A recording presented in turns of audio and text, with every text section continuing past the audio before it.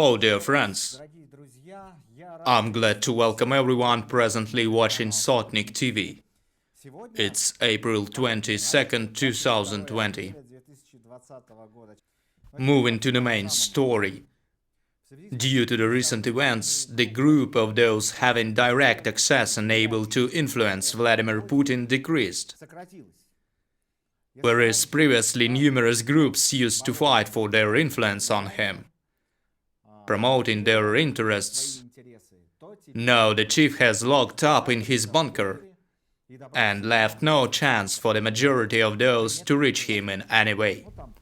He sure takes part in some online conferences, but that's it.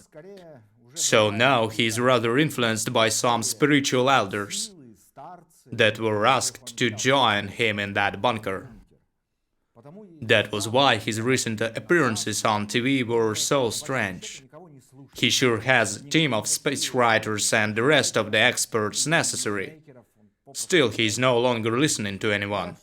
They say he is to address the nation once again soon. His speech has already been filmed and he is reported to look even worse than during his recent appearance. Still, no one knows what kind of address that will be. So the situation in the so-called political bureau by Putin has changed. And that is the topic of our short story coming up next.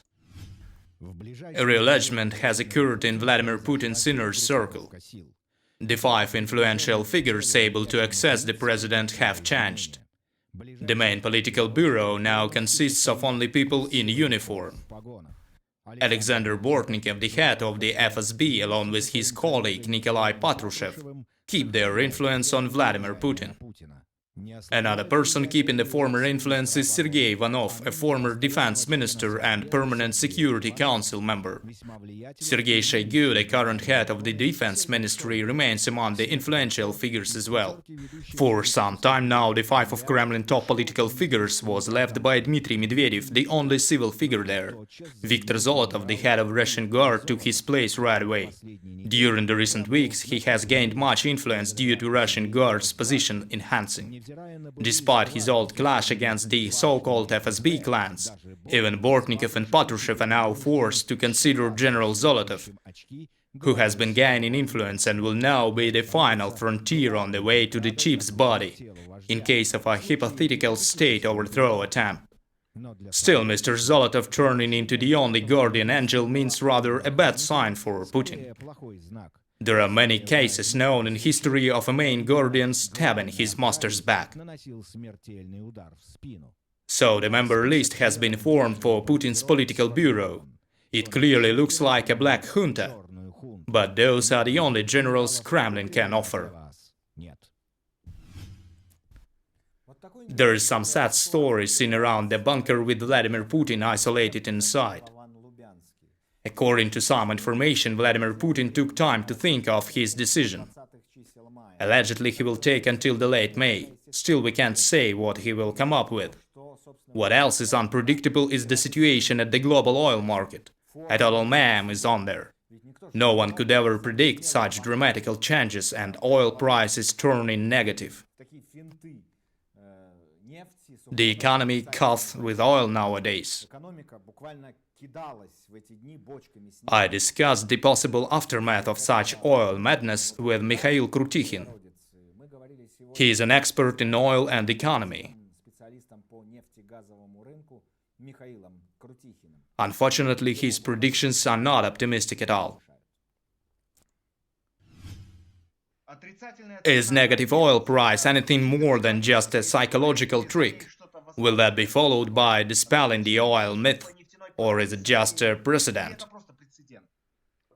Well, first of all, Chicago Exchange Regulator has predicted such scenario.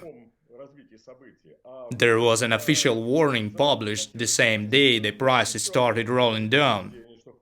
It said that they would make an experiment and won't stop the trades, even though, according to the rules, they should when such a rapid price reduce occurs. Thus, they could prevent much of conflicts because of people losing money and so on. Still, they performed that experiment and didn't stop anything until the trade day was over. So the price for one of the financial papers rolled deep low, if I may put it this way. Then it suddenly turned out that some solid figures held open positions until the last day for those papers. As a result, they lost a lot. Some of them lost at Moscow Exchange, so not only Chicago Exchange was doing that. Many letters were written asking to investigate that story and to even change some of the future trading rules. So from the technical perspective, that was an experiment of non-deterrent in case of a such scenario.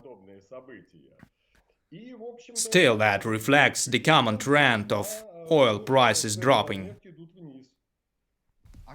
What will now happen to our blessed oil? What will the Urals mark prices now be? As oil is the only hope for Russian economy. If we keep our mind off the daily futures prices graphs or the daily Urals prices graphs and look outside the box, we see that the demand on oil can't currently keep up with the offer. According to different estimates, there are 25 to 30 million barrels of extra oil per day at the market now.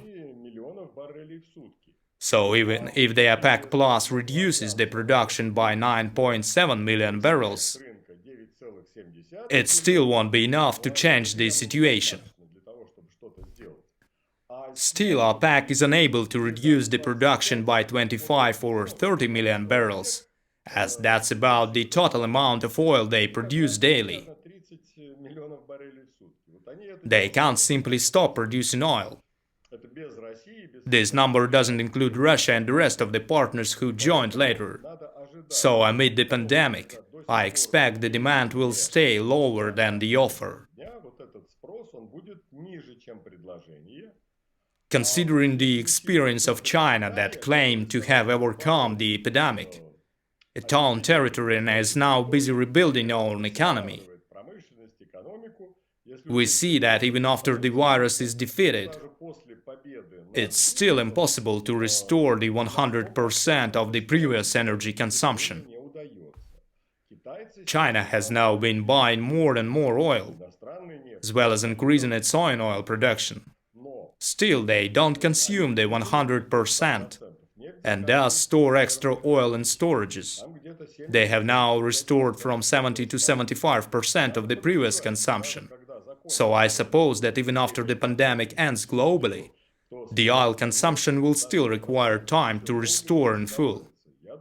I suppose this may happen in at least 2 years from today.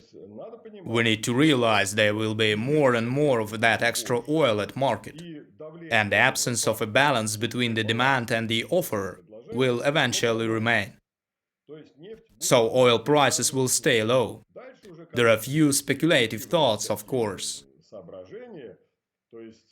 Futures are a financial tool used at the financial market, but not at the actual oil market. Those will influence oil prices a lot, still a bit indirectly. There are always profiteers who have much interest in market volatility. They benefit from quotations, jumps and slumps. That's why it's hard to use the futures prices when determining oil prices.